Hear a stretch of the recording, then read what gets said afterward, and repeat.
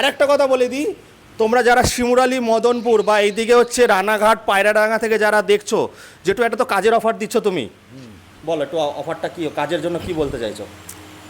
একটা রিক্রুটমেন্ট তো হচ্ছে এখানটায়, একটা মহিলা লাগবে, হ্যাঁ, একটা মহিলা লাগবে, সেই ম্যারিড হোক আনম্যারিড হোক, আনম্যারিড হোক, হ্যাঁ, হলেই হবে, ভালো টাকা, একটু স্পিকিং পাওয়ার স্পিকিং পাওয়ার লাগবে, মানে হ্যান্ডেল করতে হবে একটা দোকান, হ্যান্ডেল করতে হবে, ফোন ধরতে হবে, কাস্টমারকে অ্যাটেন্ড করতে হবে, ভালো টাকা স্যালারি দিচ্ছে, এবার যোগ্যতা অনুযায়ী হবে, তাই তো? যোগ্যতা অনুযায়ী। সে যদি কাজ জানে বা না জানে তাকে নেবে, যদি কাজ না জানে ফ্রেশার হয়, সে কাজ না জানলেও মানে একটু যোগ্য সেরকম মানে শিখিয়ে পড়িয়ে নেবে, শিখিয়ে পড়ে মানে একটু শিক্ষাগত যোগ্যতা থাকা হ্যাঁ দরকার। হ্যাঁ হ্যাঁ তো অবশ্যই। বলতে চাইছে এইচএস পাস হলেও হবে, তাই তো? হবে, হবে। এইচএস পাস হলেও হবে।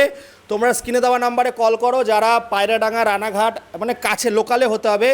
কত ঘন্টা ডিউটি জেঠু? 8 ঘন্টা? 8 ঘন্টা। 8 ঘন্টা করবে। হ্যাঁ। এইদিকে হচ্ছে মদনপুর, শিমুরালি, পালপাড়া, আর এইদিকে হচ্ছে পায়রাডাঙ্গা রানাঘাট, মানে লোকালের মধ্যে, বা এদিকে বিষ্ণুপুর থেকেও তোমরা আসতে পারো লোকালের মধ্যে যদি হয়।